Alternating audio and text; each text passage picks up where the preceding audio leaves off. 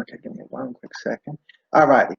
So my topic, or my presentation, is going to be on the Holocaust. And what I found kind of interesting was when Dr. Lowell called and asked if I could do an impromptu presentation. It actually fell on the anniversary of Kristallnacht, which took place on November 9th to November 10th, 1938. So this is kind of, I don't want to say cool to be able to present on this topic on the anniversary, but I find it rather interesting that I'm able to do so on the 70, oh, it's up there, 80, no, I think it's 82nd anniversary of Kristallnacht.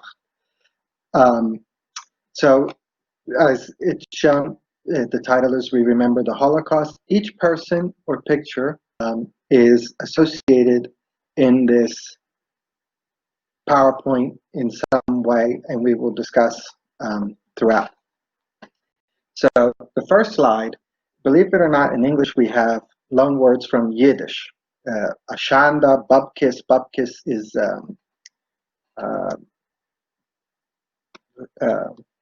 chutzpah, guts, like, oh, you got a lot of chutzpah for doing that, you got guts. Glitch, we use that, computer. Klutz, schlep, futz, schmuck, favorite words. Shtick, spiel, yutz, mishagas, tuches, and chevetch. So we use these words quite a bit. Ashanda is like a disgrace. I can't remember from what movie it was, but the person said, Vatashanda for the goyim, and goyim is for Gentiles, non-Jews. So we use a lot of words from Yiddish. And believe it or not, if you, for Star Trek fans, Leonard Nimoy, Jewish and spoke Yiddish.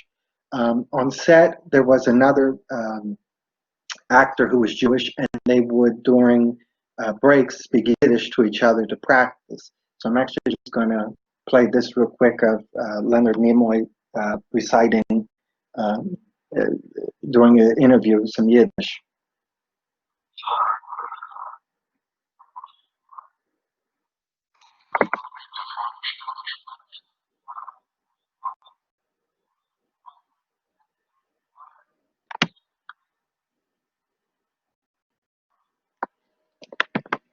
And interesting fact was he found a psychologist. I don't know how to put it for the sound on there, but I'll send it out afterwards. But he found a psychiatrist in California where he was living, and he would actually go and pay the person $50 for an hour every week, and it wasn't to get help or anything. It was just he could practice Yiddish.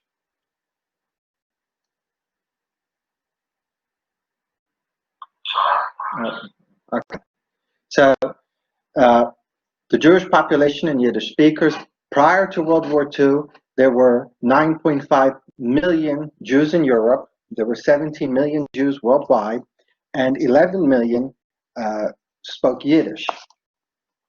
And before World War II, Yiddish was going through a renaissance, so to say. There was a boom in Yiddish literature, Yiddish theater, Yiddish cinema.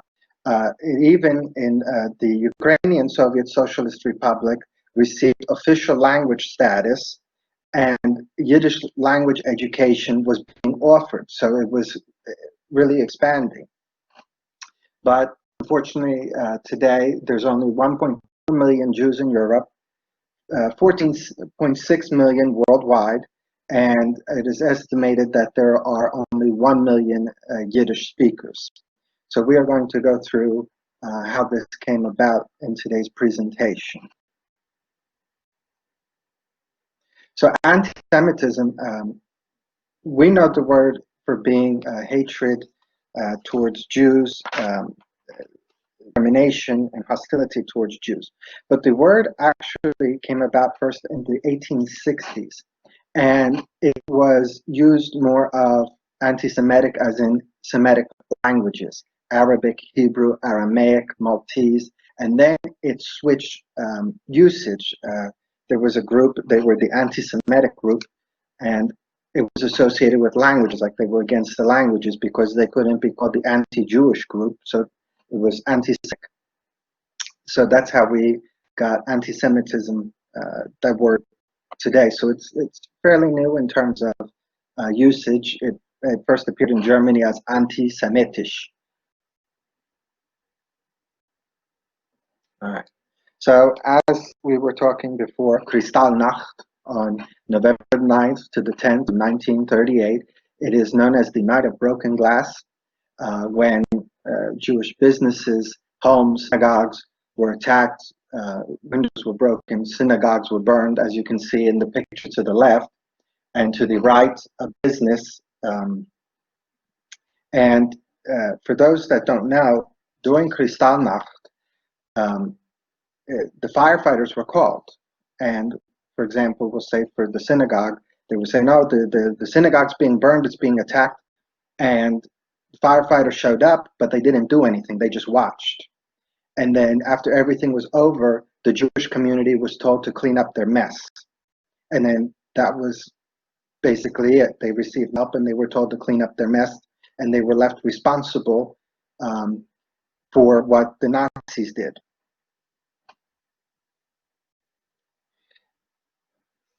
The Einsatzgruppen. So to go over just real quick, this is more of a general. It is not fixed on a certain event, camp, or time. It is just a general explanation of the Holocaust. The Einsatzgruppen. Einsatz means operation, and Gruppen means groups. So I believe if you look it up, it comes out to operation groups or task force, if you look it up in the translation. And the Einsatzgruppen were responsible for mass killings and mass executions. So the picture on the left are Jews who are digging their own graves, and the Einsatzgruppen usually shot their victims. And to the right is actually a famous photo. Usually you will only see this right here with the man with the gun, or in this case he shouldn't be called a man, the monster with the gun, and the woman holding her child. So usually you only see that, and that's how they went after their victims. One of the actions in sometimes I believe you will hear the survivors call them acts, or Operation Action. Action Tefia. Tefia is involuntary euthanasia, which was what they were responsible for. So if you were terminally ill, mentally ill, if you had an illness that was deemed bringing impurity to the race, such as Down syndrome, you were involuntarily euthanized. Then we come to the ghettos. There was it's called Aktion Krakow. Aktion Krakow means Operation Krakow, when Jews were sent to the Krakow ghetto. And they were told, you have to go to these ghettos. And historians that study this always want to know, why did they just go? Why didn't they fight? And they were told, well, we were told to go, and we went. And they were living cases with 7, 10 people where it was only supposed to be for a couple people. In the ghettos, there was no food. There was lice, typhus broke out in the ghettos. And one survivor, she's still alive today, Mary Nathan. She's from Lodz in Poland, Lodz, Lodz, and she was sent to the Lodz ghetto, which is to the left here. And she explained, I spent 4 years in the Lodz ghetto, a true hell on earth. And in that ghetto, she lost her mother during an action or operation. They went for those that were deemed too ill to continue.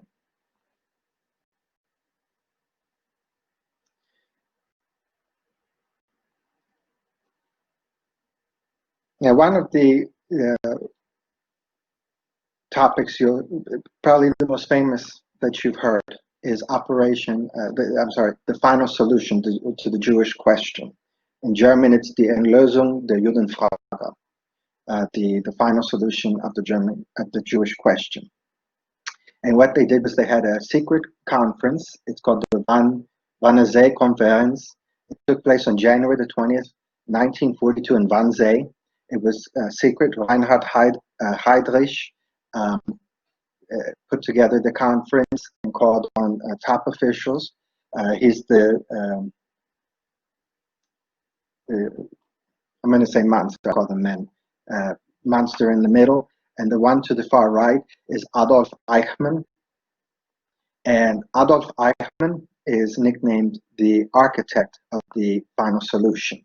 During the meeting, Adolf Eichmann suggested they be sent to Madagascar. But the issue was that World War II was already underway.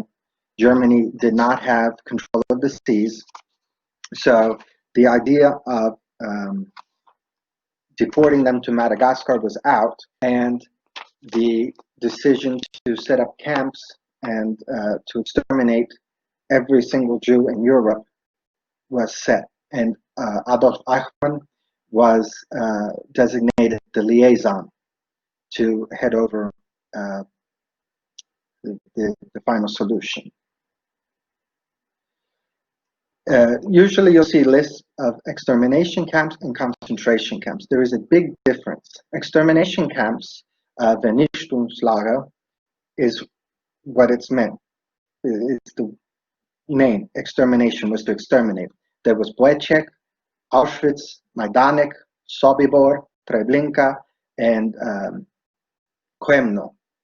And they were set up to exterminate. So I think it was Auschwitz, 9% of those that arrived were exterminated. And we'll go more into the camps in a few minutes, but they were all located in Poland. Why? Because the largest Jewish population in Europe, 3 million, was located in Poland. So they set them up there because then they didn't have to deport them from Poland. They could just send them to the camps there, since that was where the largest concentration of the Jewish population resided in Europe. So as this plan was going under, Heydrich is killed, and they decide to name Aktion Reinhardt after Reinhard Heydrich. Here is the orders and signed by Hermann Göring, and it is believed that, I'm trying to remember who typed it up, but the way that it's set up, when I was taking a course through Tel Aviv University, is that this document is not set up as if a Nazi official were writing it in an official capacity. They believe that it was written up and sent to, I think it was to Himmler. I can't remember the two names. I apologize. I got them mixed up. But it was sent off. I'm sorry. I think it was Goering. And the person just typed it up, sent it to him, and he just signed it and gave it back to the person. And then that's how it came to be. So it was more of a. It was not typed up by Hermann Göring. It was just signed by him. So the deportation begins, and to go back to Aktion Reinhardt. So if you don't understand the Aktion is operation. There were several operations or actions during the war. There was the außerordentliche Befriedungsaktion, which was the operation to exterminate all intellectuals and upper class members of Poland. And the one before, Aktion Krakow, was the operation to send the Jews to the ghetto. And it was to concentrate them to be able to deport them easier to the various camps. So the deportation begins. I'm not going to tell you what the books say. I'm going to tell you what survivors have said. They were crammed into cattle cars. Sometimes there was only maybe one window, so people suffocated because there was no air. They were, as I said, they were crammed in, so it was recommended that only 50 people be put into these cattle cars. Sometimes 90, sometimes 150 people were put in there. There were no toilets or anything. It was a bucket, and people explained the bucket just overflowed quickly because when you have 90, 150 people in there, there was no water. There were head lice, body lice, typhus, and other infectious diseases broke out. And one survivor explained there was straw on the floor. You got in, straw on the floor. It was overpacked. It smelled like animals because cattle cars they were used to transport. So the smell was bad. And she said they would come to a stop. The cattle car was opened up, and the Germans would start yelling "Kaputt, kaputt." Kaputt means broken, and they were calling for who's dead. So in this picture here, you can see they are lowering the dead bodies to bury them because taking them off of the cattle cars as they are taken away to the concentration camps or to extermination camps, depending on which one they were deported to. So there are a couple of photos in here that I apologize if they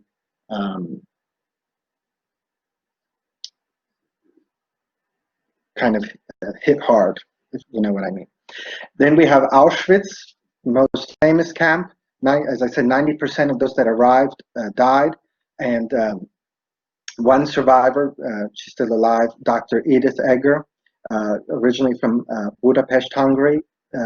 She was separated from her parents. She went up to she was pointed to the left. So if you were pointed to the left, you were going to live. If you were pointed to the right, you were going to die. This was the selection process. So at Auschwitz, the selection process determined who was selected for death. And she said she went up to, and Dr. Edith Edgar went up to another prisoner, and she said, "When am I going to see my mother?" And the woman pointed to the smoking chimney and said, "You better start talking about your mother in the past tense. She's in the ashes."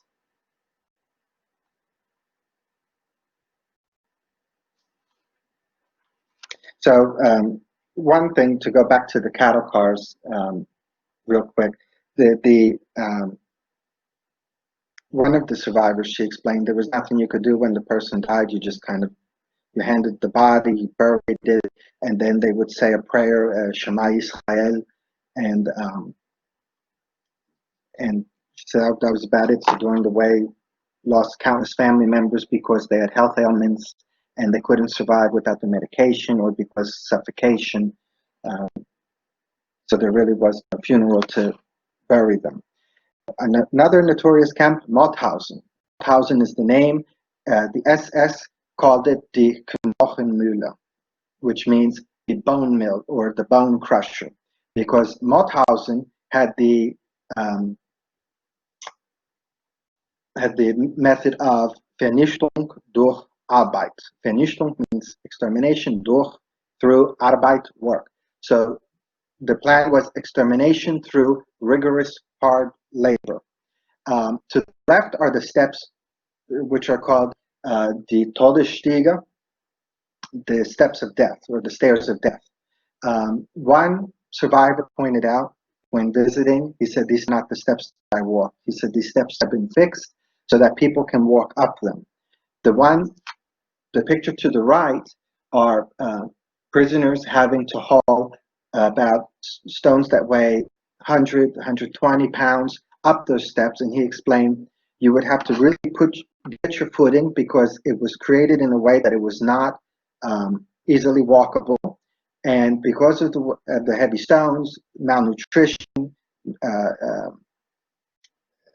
dehydration, and exhaustion, when one person fell, they all fell. What the Nazis would do at Mauthausen with these steps was they would play games with them. They would tell them, "All right, run up the steps as fast as you can. Whoever makes it, go to the cliff." And what they would do afterwards, they would tell the prisoners, "Okay, you have a choice. You can push the person in front of you off of the cliff or you get shot. You choose." so there was a movie. It's called the Photographer of Mauthausen, and it talks about the Spaniards that were sent to Mauthausen, and it's a very powerful scene. Watching the men walk up the steps with the stones on their back, and there is a scene where one is pushed off of the cliff, and it's just so heart-wrenching just to watch. And that cliff was called the Fallschirmspringerwand, which is called the parachutists' wall, because you fall off and you would unfortunately fall to your death. Each of these people in this photo are connected. This is Dr. Edith Edgar. She was sent to Auschwitz originally, and she actually would dance for Dr. Mengele, who is pictured here in the gray with the, you can see with the collar. And she would dance for him, and after she would dance, he would give her some food. Eva Kor, originally Romanian, her and her sister were experimented on by Dr. Mengele. And she would explain that she would be strapped to a table, the arms strapped tight, they would swell up.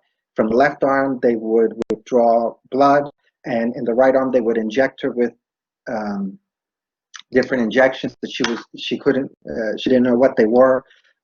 They would do different things with twins, especially Dr. Mengele would do different things with twins, experimentation, anesthesia. He would remove organs while patients were awake, no anesthesia. He would put dye in the eyes to see if they could change eye color, put one in boiling water to see if the other one could feel their pain. So, and you could just see in the picture, Dr. Mengele, just the craziness that he had. You see Anne Frank. Anne Frank was sent to Auschwitz, but then she is deported to Bergen-Belsen, where she dies. Elie Wiesel, a famous author of the book Night, was sent to Auschwitz and then to Buchenwald, where he was liberated. And the only one here that was liberated at Auschwitz was Vakur, and Dr. Edith Edgar was sent to Mauthausen on a death march.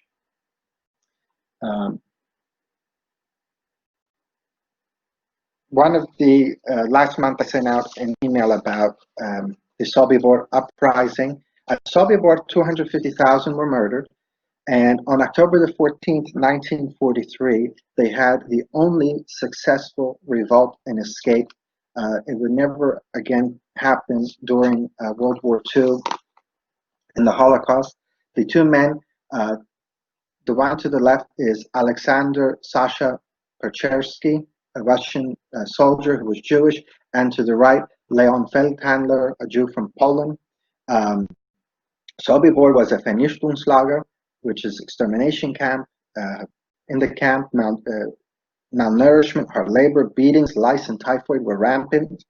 And they realized that eventually the trains are going to stop.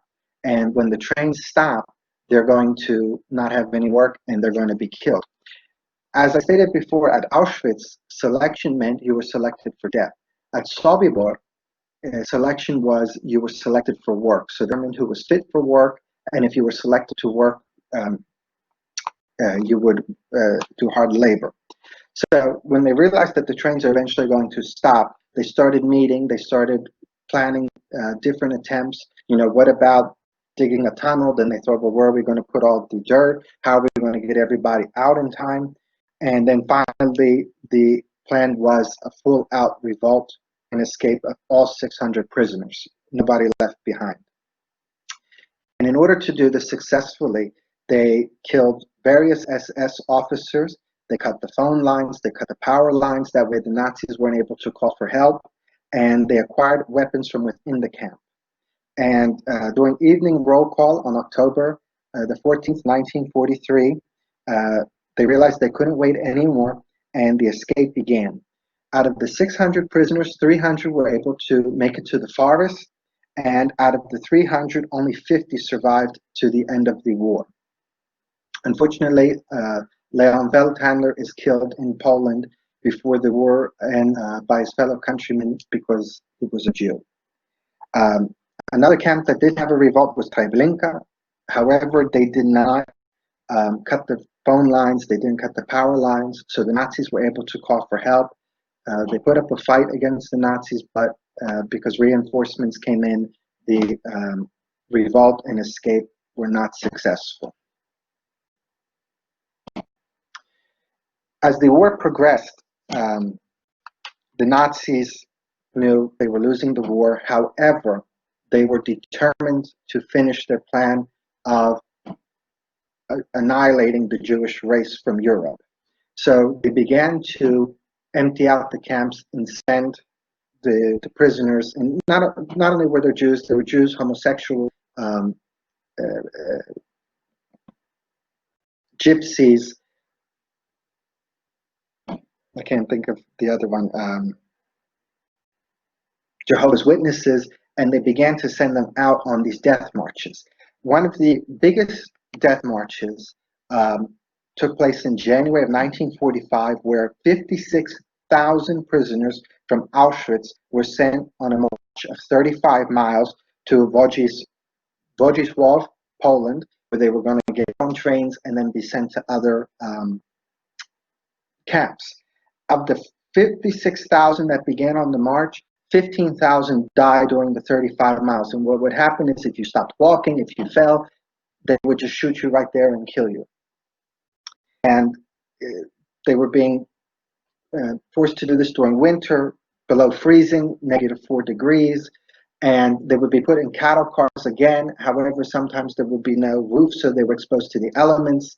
Winter, the clothing was just the I hate to say it, the famous pajamas, the striped uniform that they would be given, and that was it. There was no coats, no gloves, no hats. It was just the uniform that they were given as prisoners.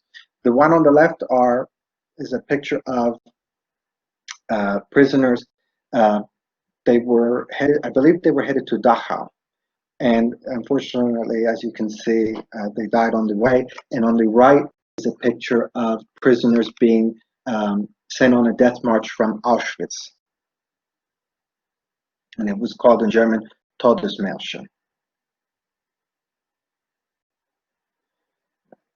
Liberation. As the liberation came, first camp was Majdanek in July of 1944, then Buchenwald, Bergen-Belsen, Dachau, Ravensbrück. Ravensbrück was a women's camp. Waldorf and Mauthausen. Mauthausen was the last camp to be liberated.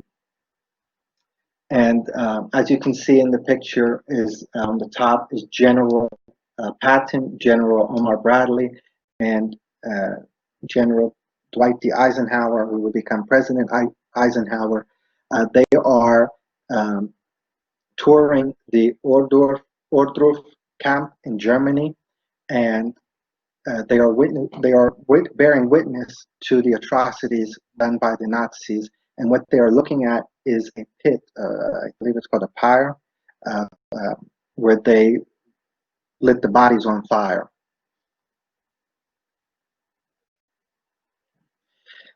In this picture, you will see Holocaust deniers to the left and witnesses, survivors, and activists on the right. The greatest generation, unfortunately, due to old age, is not going to be around for much longer. So it is up to my generation, those that are younger, that have learned from this, that know of it, to speak up in order to stop the deniers on the left.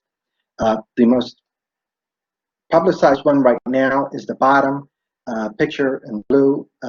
He was a principal in Florida, and a parent asked him about Holocaust education, and his response was that he can't state if it actually happened. He was fired last year. This year, the school district hired him, and then they got blown up with phone calls, emails. One of them, many of them from Holocaust survivors, just saying that they are just so heartbroken, ashamed that at 90+ years old, they're still having to fight against people like him, and showing their numbers and showing the horrors and experiences and sadness, losses that they went through during the Holocaust. So as this generation goes, it's pretty much up to us to continue on. One of the things that I'm proud about is I will be, when I'm not teaching, hopefully I get to keep my teaching schedule that I have now, Monday to Thursday. That way on Fridays, I can do tours as a volunteer at a new Anne Frank Center that will be opening hopefully within the next year in order to stop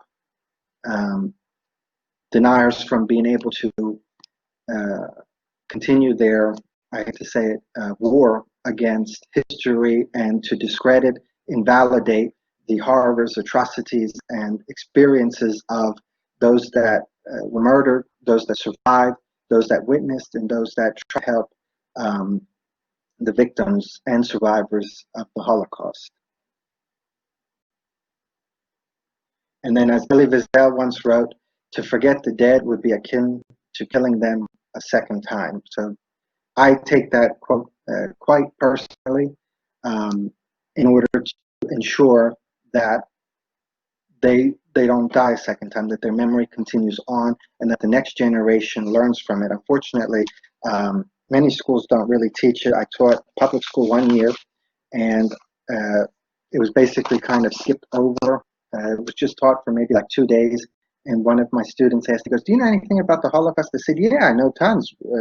What's up?" He goes, "Well, all we were told was 6 million died and something about, Einsatz, and then," he said, "then that was about it." And that was the curriculum, was just those two little things. So they really downplayed the horrors and atrocities that occurred during World War II towards those that were murdered during the Holocaust and those that survived. So hopefully I have given you a good overview, and I don't want to say impacted, but in a way have you thinking about this and what you can take away from this today in order to ensure that history doesn't repeat itself. Unfortunately, it continues to do so, but the fight never stops to make history stop repeating itself.